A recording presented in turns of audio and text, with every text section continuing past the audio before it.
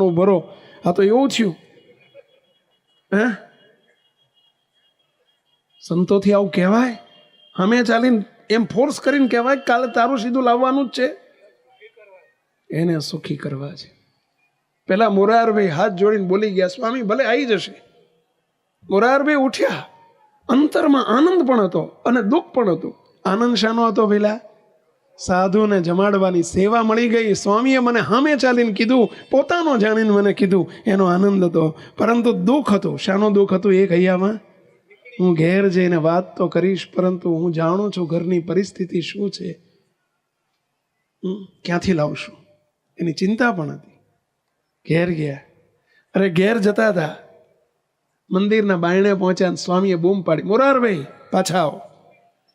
મોરારભાઈ પાછા આવે. બોલો સ્વામી. મોરારભાઈ કાલે સીધું લાવવાનું છે, પણ એક શરત, તમે ઘરમાં રોજ જે વાપરતા હોય એ જ લાવવાનું. ઘરમાં જે વાપરતા હોય એ જ લાવવાનું. અમારા માટે વિશેષ કંઈ નહીં લાવવાનું. આ અમારી આજ્ઞા છે. આ આજ્ઞા ચુસ્તપણે પાળજો. તમે ઘરમાં જે રોજ ખાતા હોય એ લાવજો. ભલે સ્વામી. ઘેર ગયા. ઘરના ધર્મપત્નીને બેસાડ્યા. 2-3 દીકરા હતા, એમને બેસાડ્યા. બેસાડીને ખૂબ રડી પડ્યા. આપણા ત્યાં સાધુ આવ્યા છે, પવિત્ર સંતો છે, ભગવાનના ઘેરથી આવેલા છે, મોટા સંત છે, બાલમુકુંદ સ્વામી છે, જોડે 10-12 સાધુ છે. અને મને સામે ચાલીને આજે કીધું કે તમારે કાલ સીધું લાવવાનું છે, તમારી રસોઈ. એટલું બોલતા બોલતા ડૂમો ભરાઈ ગયો. ડૂમો ભરાઈ ગયો. ઘરના ધર્મપત્ની રડી પડ્યા. દીકરાઓ રડે. ઘરના ધર્મપત્ની હતા એ ખૂબ બળિયા હતા. એટલે હિંમત કરીને બોલ્યા, પુરુષ છો, શું રડો છો?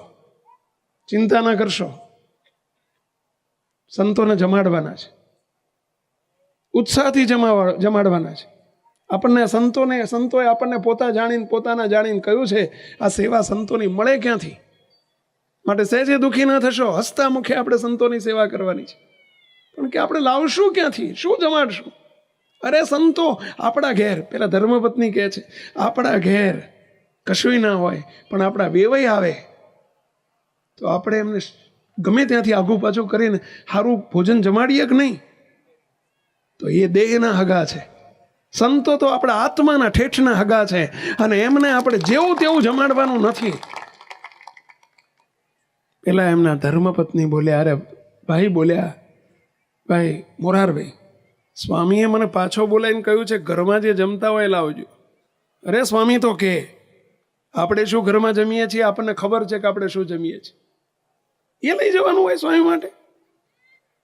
અને સાધુને એવું જમાડાય? આપણા હગાને એવું ન જમાડાય તો સંતોને જમાડાય? સ્વામી તો કે આપણે સંતો માટે દાળ ભાત શાક ને લાડુની રસોઈ કરીને જમાડવાની છે. પણ કે ક્યાંથી લાવશું? હું બધી વ્યવસ્થા કરી દઈશ. ગામડામાં તમને ખબર હશે, વાડકી વ્યવહાર હોય. વાડકી વ્યવહાર કોણ? શું કહો તમે? વાડકી વ્યવહાર. જોજો કંઈક લોટ ઘરમાં ના હોય તો બાજુમાં જઈને કે એટલે તપેલી ભરીને હોય, ભલે તપેલી ભરીને લોટ આપે, અને અહીં જરૂર અહીં પછી દળાઈ આવે એટલે ત્યાં સામે આપી આવે. પછી એવું હોય છે ને, વાડકી વ્યવહાર કહેવાય વાડકી વ્યવહાર, પણ થતો હોય તપેલી વ્યવહાર પણ થતો હોય. એવી જ રીતે દૂધ છે, કંઈ પણ નાની મોટી વસ્તુ. અરે તમે જોતા હશો પાડોશી આડોશીને ત્યાં તમારા ઘેર ઢોકળા બનાવ્યા હોય ને તો એ આપી આવે 2-4 ઢોકળા. જોજો પાડોશી એના ઘેર થાય તો એ તમારા ઘેર આપી જાય. સારી વસ્તુ બનાવી હોય ને તો એકબીજાના ઘેર પહોંચાડે. વાડકી વ્યવહાર કહેવાય. અને ગામડામાં વ્યવહાર ચાલતો હોય, શહેરોમાં ચાલતો હોય છે, નજીકમાં.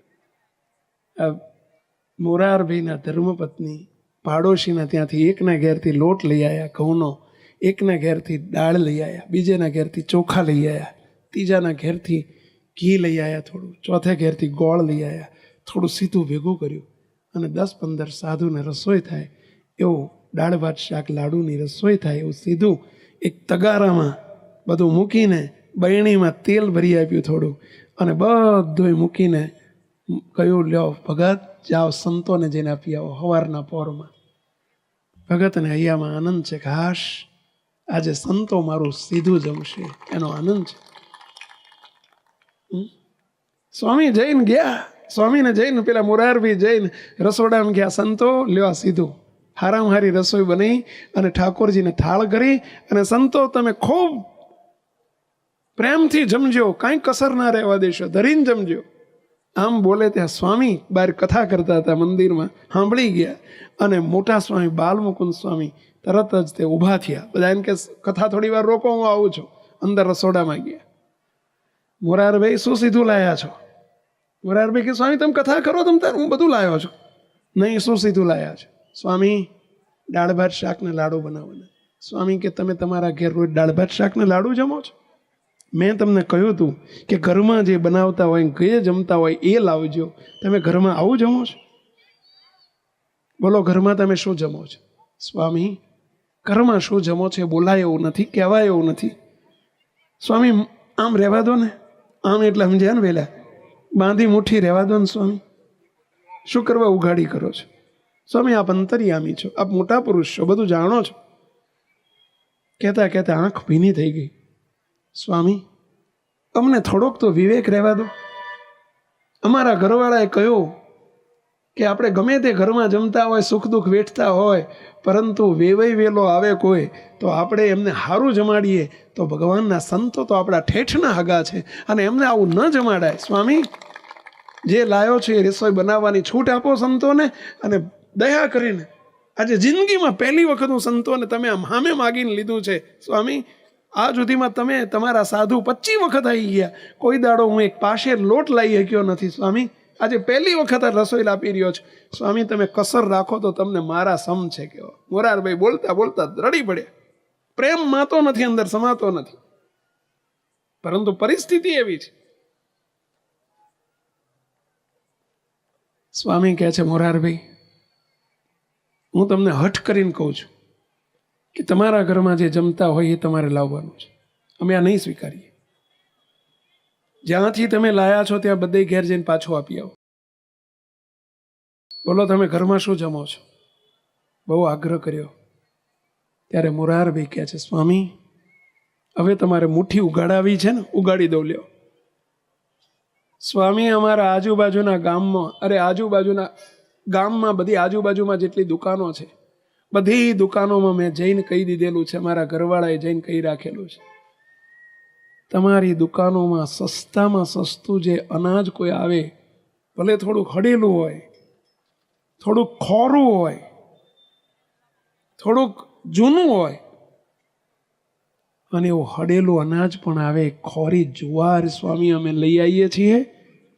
ખોરી જુવાર, જુવાર એટલે સમજે ને, જાર કે જુવાર કે જાર, આ બાજુ તમે જાર કો જુવાર કો? જાર. ખોરી જાર સ્વામી અમે, કારણ કે સસ્તામાં સસ્તું ધાન અમે લાવીએ છીએ. કેમ સસ્તું સસ્તું લાવતા હશે પહેલા? પોહાતું નહોતું, ઘઉં નથી પોસાતા, બાજરી નથી પોસાતી. અમે સસ્તામાં સસ્તી ખોરી 2-3 વર્ષની જાર લાવીને સ્વામીએ દળાઈને અમે ઘરમાં વાપરીએ છીએ. સ્વામી કોક દાડો બટકું રોટલો વધે અને અમે કૂતરાને નાખીએ ને તો કૂતરું સૂંઘીને જતું રહે છે. કૂતરું એ રોટલો ઊંઘીને જતું રહે છે, કૂતરું અડતું નથી. સ્વામી મારે ખોરી જારનો લોટ અહીં લવાય સાધુ માટે? શું તમે ઘેર જમો છો એ લાવો, ઘેર જમો છો લાવો. સ્વામી શું કીધે રાખો છો? સ્વામી તરત બોલ્યા. સ્વામીની આંખો ભીની થઈ ગઈ. સંતો વેલા, બધા સંતોની આંખમાં આંસુ આવી ગયા. સ્વામી કે મોરારભાઈ સાચું બોલો, જોડે બીજું શું બનાવો છો રોજ? સ્વામી મહિને એકાદ વખત શાક ભેગા થઈએ છીએ, મહિને એકાદ વખત શાક કરીએ છીએ રોટલાની જોડે. દાળ ભાત તો અમારી જિંદગીમાં ભાડ્યા નથી. કોઈક મહેમાન આવે ને હારા ત્યારે દાળ ભાત થતા હશે. સ્વામી કે બોલો જોડે શું જમો છો? શાની જોડે રોટલો જમો? દૂધ, દહીં, છાશ, ગોળ, અથાણું, છૂંદો? મોરારભાઈ દુખી થઈ ગયા. સ્વામી રોટલાની જોડે અમે પાણીનો ગ્લાસ ભરીને બેહીએ છીએ, કાં તો પાણીનો લોટો ભરીને બેહીએ છીએ. રોટલાનો મોઢામાં બટકું મૂકીએ, અંદર ઉતરે નહીં, એટલે અમે પાણીનો ઘૂંટો ભરી અને પાણીના ઘૂંટે અમે રોટલો ઉતારીએ છીએ. સ્વામી ગોળનો વેત નથી અમારી પાસે, શાકનો વેત નથી. કઢી કરવી હોય તો છાશ તો કદાચ ગામડામાં મફત મળે, પણ છાશ કઢીનો વઘાર કરવા માટે વઘારનો તેલ નથી.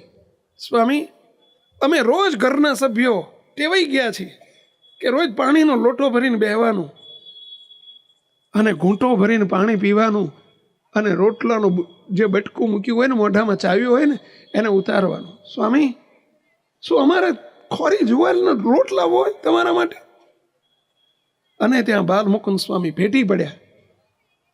સ્વામી કે મુરારભાઈ, તમારે આજે જે જમો છો એ લાવવાનું છે. ખોરી જુવાર લઈ આવો, જોડે ગોળ ના જોઈએ અમારે પણ, શાક ના જોઈએ અમારે પણ. આજે અમારે પણ ખોરી જુવારનો રોટલો ને પાણીનો તમડી ભરીને અમે બેસીશું અને અમારે તે પાણીનો ઘૂંટો ભરતા જઈશું અને અમારે આ ખોરી જુવારનો રોટલો તમે જમાડતા જઈશું. તમે જેવું જમો છે એવું જમવો છે. સંતો જોડે ઊભા ઊભા બોલે, સ્વામી આપણે તો જમશું પણ ભગવાનને ઓછી ખોરી જુવારનો એકલો રોટલો જમાડાય? ત્યારે સ્વામી શું કહે છે? સ્વામી કે સંતો, મારે આજે ભગવાનને ઠપકો આપવો છે. ભગવાનને મારે આજે ઠપકો આપવો છે, ભગવાનને વઢવું છે. માટે જાઓ ખોરી જુવાર લઈ આવો, તમે એનો લોટ લઈ આવો. પરાણે સ્વામીએ ઘેર મોકલ્યા, સીધું પાછું મોકલ્યું. ઘરવાળાને જઈને હિબકે રડે મોરારભાઈ, ઘર આખું રડે. સાધુને આપણે આવું ન જમાડાય, સ્વામી નહીં સ્વીકારે આપણી રસોઈ. લ્યો બધું લઈ લો, ખોરી જુવારનો લોટ આપણા ઘરમાં ડબ્બામાં છે પડ્યો છે, આપો. તપેલી ભરીને લોટ લાયા. ઘરવાળાએ કીધું કે સ્વામીને પ્રાર્થના કરજો, છેવટ જોડે શાક તો બનાવે, શાક રીંગણા બટાકા છે ને લઈ જાઓ પાછું, બીજું કંઈ નહીં તો એનો વઘાર ને મરચું મીઠું હળદર લઈ જાઓ. શાક ને રોટલા તો જમજો, નહીતર સંતોને મોઢામાં નહીં ઉતરે. તો આપણે ટેવાઈ ગયા છીએ, બાકી ગળે નહીં ઉતરે. કૂતરું નથી અડતું, સાધુ કેવી રીતે જમશે?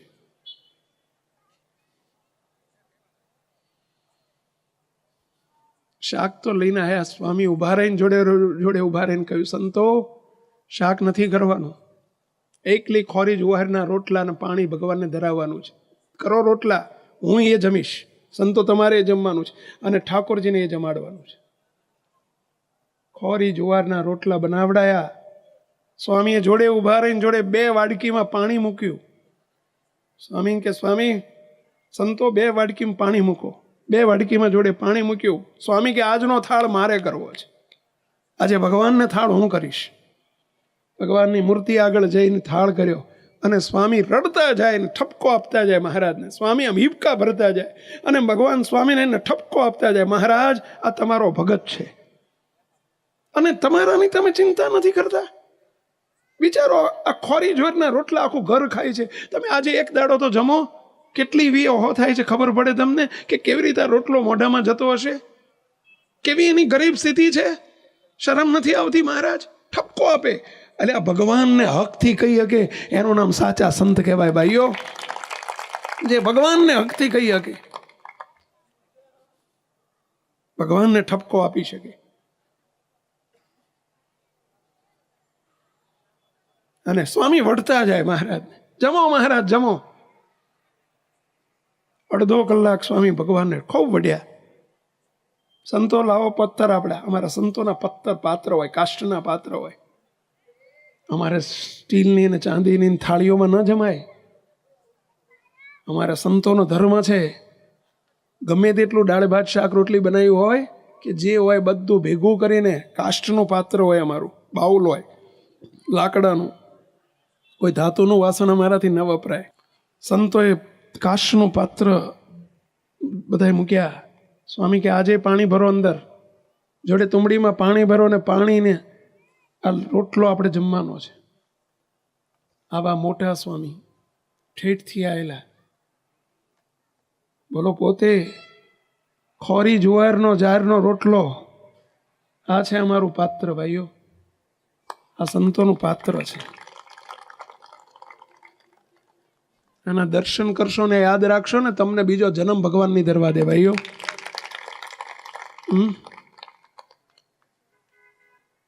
સાચા સંતનું આ લક્ષણ છે. સંતોથી અમારાથી કોઈ ડીશ કે કોઈ થાળી કે કોઈ ધાતુનો ઉપયોગ ન થાય. સંતોને ઓળખજો. આમાં બધું ભેગું કરીને, જે 2 આઈટમ હોય કે 4 આઈટમ હોય, ભેગું કરીને અંદર પાણી નાખીને જમવાનું હોય.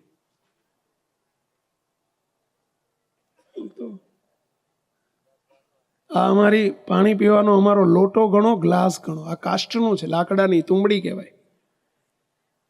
અમારાથી ગ્લાસ ન વપરાય, સ્ટીલનો કે કોઈ પ્રકારનો અમારાથી ગ્લાસ ન વપરાય. હા, કદાચ આ ક્યાંક ભૂલી ગયા હોય અથવા તો તૂટી ગયું હોય, કાષ્ટ છે એટલે ક્યાંક તૂટી પણ જાય, તો અમારાથી થર્મોકોલ કે જે ડિસ્પોઝેબલ ડીશ હોય એ ન છૂટકે વપરાય. ડિસ્પોઝેબલ ગ્લાસ કે જે ધાતુ નથી, એટલે નથી આવતી થર્મોકોલની પ્લાસ્ટિકની ડીશો આવે છે, ગ્લાસ આવે છે, ન છૂટકે વપરાય, કારણ કે એ ધાતુ નથી. જેનું જીવન સાદું એનું નામ સાધુ. સંતોના કાષ્ટ અમે ગમે ત્યાં જઈએ તમારી જોડે હોય.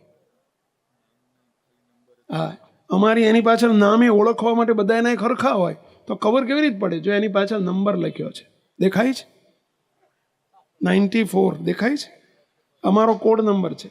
આ સંતો, અમારા સંતોના આ પહેરવા માટે એક ઓઢાય ને એક પહેરાય. કડકડતી ઠંડી હોય તો એ સીવેલું વસ્ત્ર અમારાથી ન પહેરાય. અને મુક્તો અમારે આ ઓળખવા માટે, અને જો અહીંયા છેડે છે ને નંબર લખ્યો હોય, છેડા ઉપર નંબર હોય, એનાથી અમારું ઓળખ. નામ ન લખાય અમારાથી ક્યાંય. એ માલિકી થઈ ગઈ કહેવાય. આ અમારી માલિકી નથી, માત્ર ઓળખ માટે એક નંબર છે. કશું જ સંતોનું પોતાનું નથી. અમારા જીવનમાં તો આ જ રેણીને કરણે છે.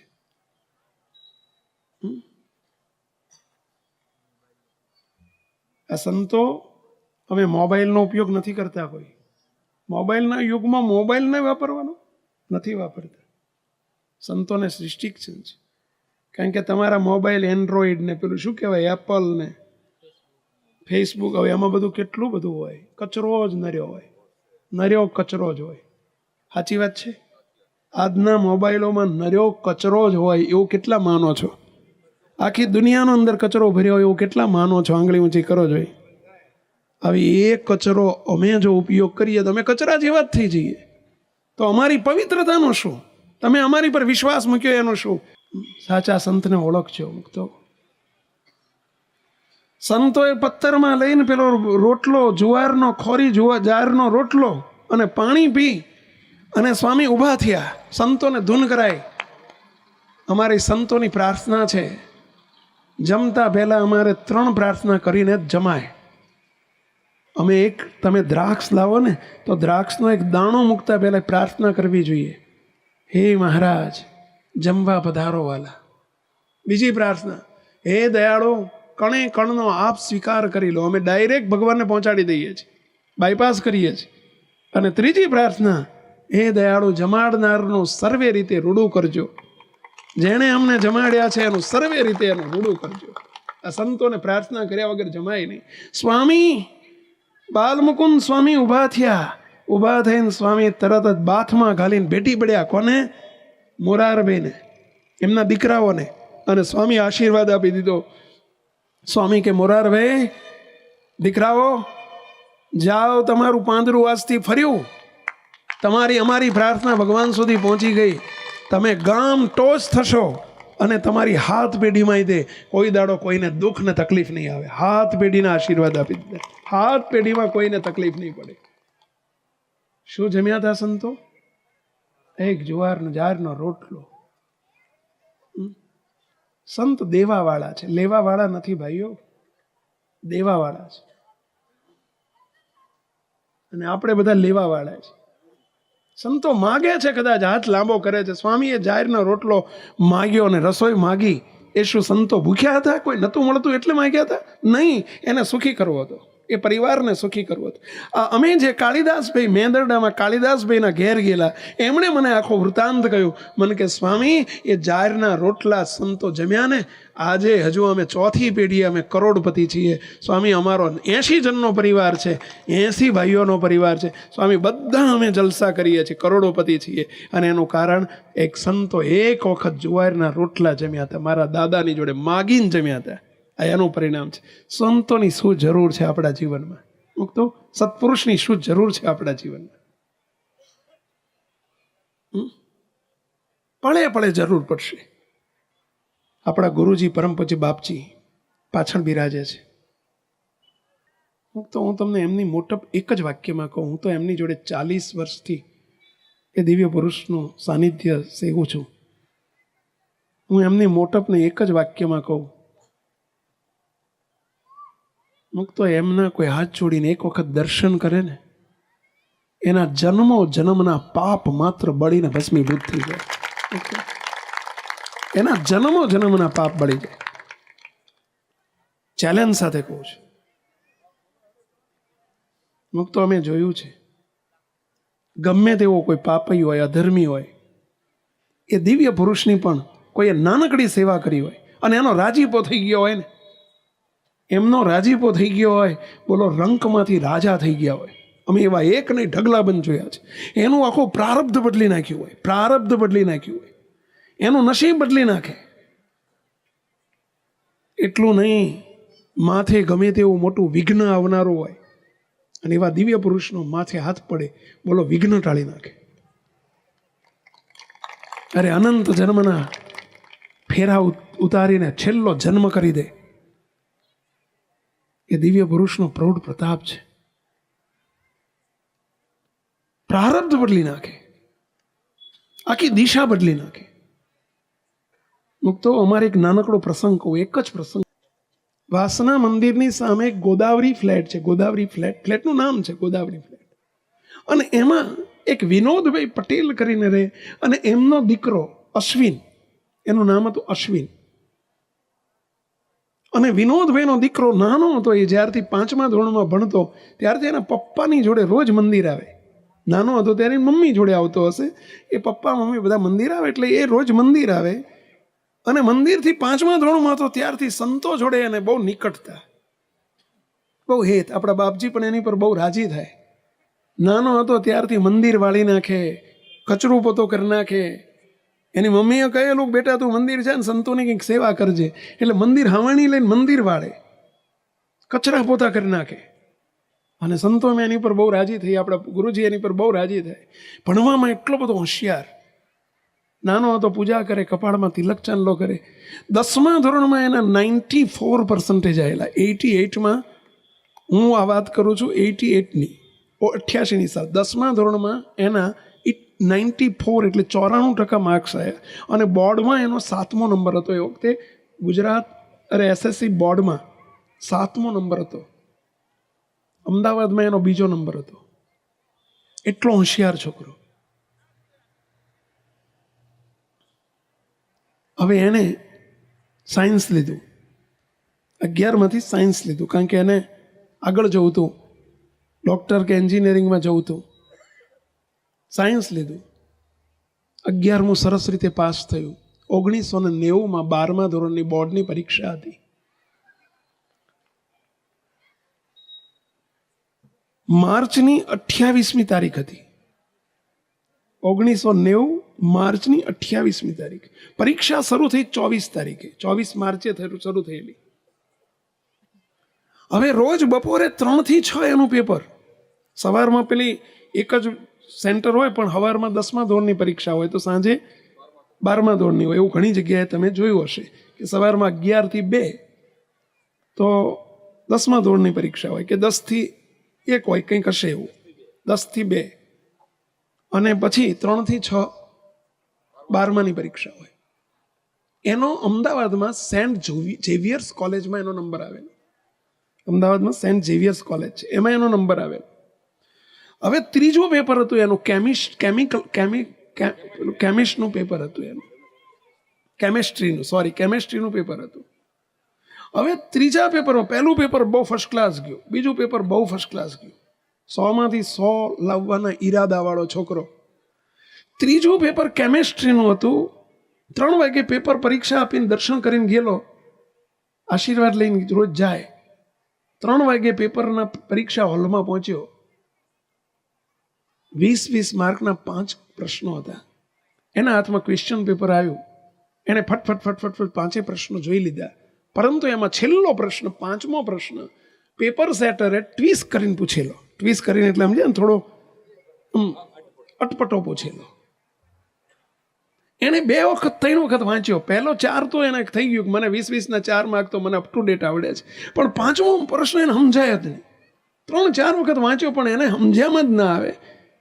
થોડોક પ્રશ્ન ઊંધી રીતે પૂછેલો એટલે એને સમજ્યામાં આવ્યું જ નહીં, અને એમાં એ ડિપ્રેશનમાં આવી ગયો. એ છોકરો ડિપ્રેશનમાં આવી ગયો, એકદમ ટેન્શનમાં આવી ગયો.